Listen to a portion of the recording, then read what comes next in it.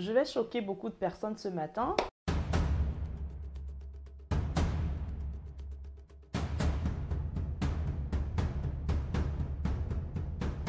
Déjà, bonjour à tous.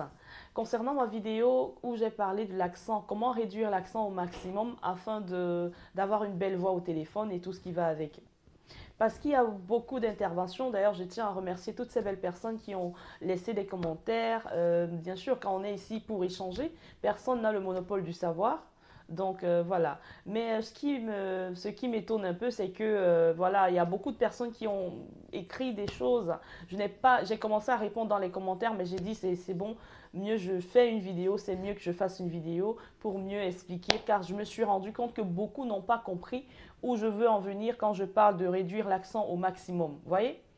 Beaucoup ont dit c'est une histoire de complexe, je suis très complexée, pourquoi est-ce que je dois demander aux uns et aux autres de réduire leur accent, c'est notre identité, je n'en dis ce qu'on vient pas. D'ailleurs que moi-même quand je parle j'ai un accent, je n'ai jamais dit que je n'ai pas d'accent. Quand je m'exprime, c'est vrai, j'ai de l'accent et je ne vais jamais changer cela en aucun jour. Mais je peux déjà vous garantir que lorsque je m'exprime, voilà, dans dans le cadre professionnel, ma voix brute, je ne l'utilise pas. J'utilise ma voix professionnelle. Et je vous ai dit qu'on distingue deux types de voix. La voix brute et la voix professionnelle. La voix brute, celle que tu utilises pour communiquer avec ta maman ou alors les membres de ta famille, tes amis, voire même je sais pas dire, peut-être tes camarades, tout ce que tu veux.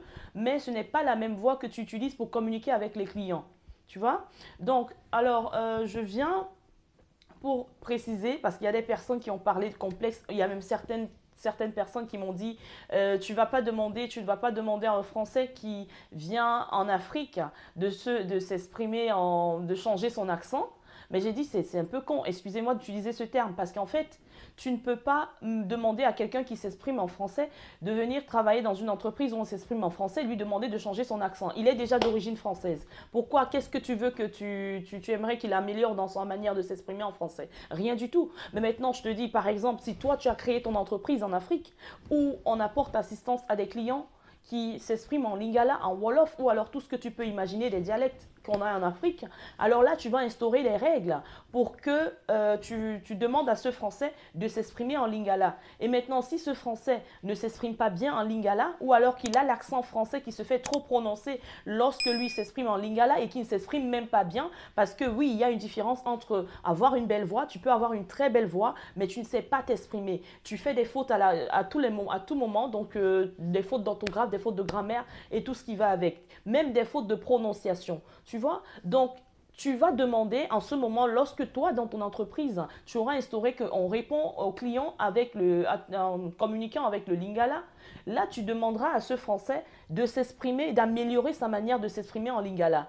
Je ne sais pas si on se fait bien comprendre, mais là, ce n'est pas encore le cas. Je n'ai pas encore vu ou encore même si tu veux parler de complexe, il y a des personnes qui privilégient même que le français, d'employer un français, même s'il n'a pas toutes les compétences pour que lui travaille dans son entreprise, comparé à tes frères noirs qui sont là, qui ont les mêmes compétences que le français, simplement parce que tu privilégies sa couleur de peau. Voilà le complexe. Maintenant, quand moi je vous demande d'améliorer votre manière de vous exprimer, il y a certains qui m'ont dit que moi je m'exprime ma langue, du moins avec mon accent, excusez-moi, avec mon accent, et ça ne change rien, je m'exprime très bien et tout et tout. Mais laisse-moi te dire que peut-être toi, tu n'es pas encore en étape de recrutement. Lorsqu'on fait des recrutements massifs, moi, j'ai travaillé dans le service du recrutement, d'accord? Et qu'est-ce qui va te différencier? Lorsqu'on vous met sur une balance deux candidats, vous avez de très bonnes compétences, côté formation, vous avez les mêmes compétences. Qu'est-ce qui va vous différencier l'un de l'autre? Ce qui va vous différencier sera votre manière de vous exprimer, votre manière même de vous comporter. Est-ce que vous souriez? Est-ce que vous vous exprimez bien? Celui-là qui a un accent qui est très prononcé, contrairement à toi, on va te privilégier parce que toi, ton accent, il est réduit. Tu as fait des efforts, tu as amélioré cela. Donc, il ne faut pas qu'on se trompe.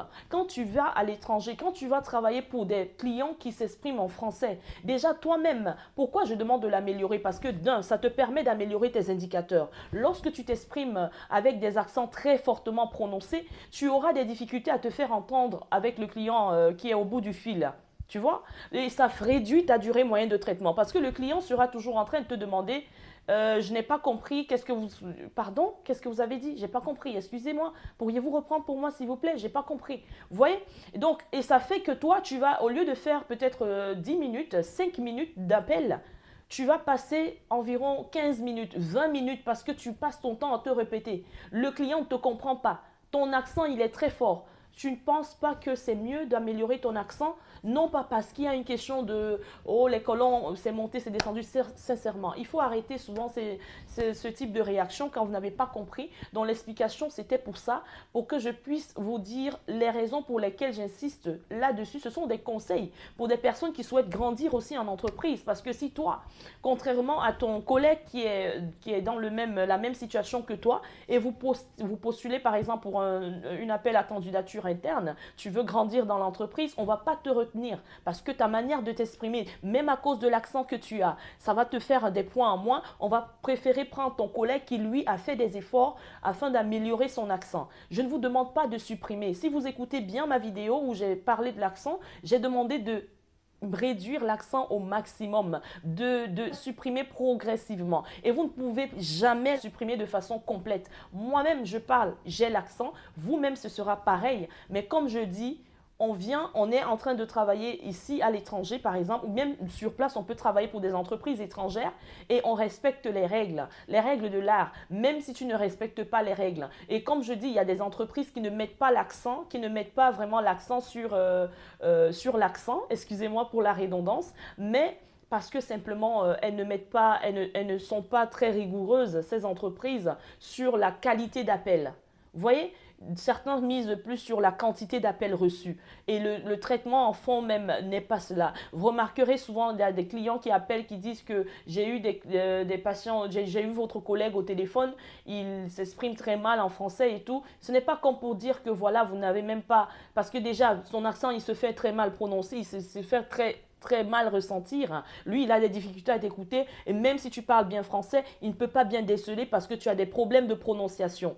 Donc voilà. Maintenant, à côté de cela, si tu penses que tu veux vraiment grandir, il faut commencer à améliorer cela. Je ne te demande pas de t'exprimer de la sorte lorsque tu es face à tes camarades ou bien aux membres de ta famille pour commencer à montrer que tu es plus français que les autres. Là, c'est que tu n'as rien compris de ma vidéo. C'est que tu n'as rien compris de ce que je t'explique. Tu utilises cela parce que tu aimerais avancer dans l'entreprise où tu es. Tu aimerais améliorer tes performances. Tu aimerais améliorer même ta qualité de traitement d'appel avec les clients auxquels tu apportes assistance. J'espère que je me fais bien comprendre. Maintenant, si toi, en Afrique par exemple, tu as ton entreprise, tu souhaiterais que les personnes s'expriment en lingala, je t'assure, ou bien en wolof, ou bien en n'importe quelle autre langue maternelle, dialecte de l'Afrique, tu vas instaurer cela et je t'assure, tu demanderas à ce blanc ou alors à ce français de bien s'exprimer en lingala. C'est quelque chose de logique. Il ne faut pas qu'on se trompe, la team. Il ne faut pas qu'on se trompe, les amis. Je suis vraiment désolée de venir parce que déjà, moi, je ne voulais pas revenir là-dessus plusieurs fois. Mais les personnes qui ont vraiment compris, j'espère que ça va vous aider. Les conseils que je vous donne en ce qui concerne l'amélioration de votre timbre vocal, votre manière de vous exprimer, ce n'est pas que vous changez complètement la manière de vous exprimer avec vos frères. Je reprends, hein, il y a beaucoup de choses que je reprends dans la vidéo parce que j'espère que ça va passer cette fois-ci. La manière que tu vas t'exprimer avec moi-même dans mes lives quand vous venez, je ne m'exprime pas comme ça face à mes clients, face aux clients auxquels j'apporte assistance. Vous voyez, face au team que je dois vraiment leader en fait. Vous voyez un peu? Donc, ce n'est pas vraiment mal pensé. Ce n'est pas une question de complexe quand on vous demande d'améliorer votre manière de vous exprimer, surtout en ce qui concerne l'accent. Ce n'est pas mal pensé, vous comprenez? Mais on dit toujours qu'il faut respecter les cultures des uns et des autres. Maintenant, quand toi tu te retrouves en train d'apporter assistance à quelqu'un qui parle d'une quelconque manière, mais je t'assure, si toi tu parles ta langue maternelle pour apporter assistance à des personnes qui s'expriment en ta langue maternelle, mais parle très bien ta langue maternelle. Moi, par exemple, je m'exprime en plusieurs langues. Quand je commence à parler des dialectes, on va te demander que, mais est-ce que c'est celle, elle parle français? Tu vas t'interroger si moi je sais même parler français. Parce que je parle très bien d'autres langues maternelles. Voilà. Donc, il ne faut pas négliger, respectons nos cultures, mais aussi respectons les consignes de certaines entreprises. Je dis certaines entreprises parce que certaines mettent l'accent sur la qualité de réception d'appels. J'espère que vraiment la vidéo, elle a été utile pour les personnes où c'était encore vraiment superflu, le sujet de l'accent. J'espère que maintenant, je me fais bien comprendre. Si vous avez des questions, laissez dans les commentaires ou alors vous me contactez à travers mon adresse email personnelle qui se trouve à travers, voilà, sur la description de ma chaîne YouTube. Je vous souhaite de passer une agréable journée. Merci beaucoup. Bonne journée. Au revoir. À plus.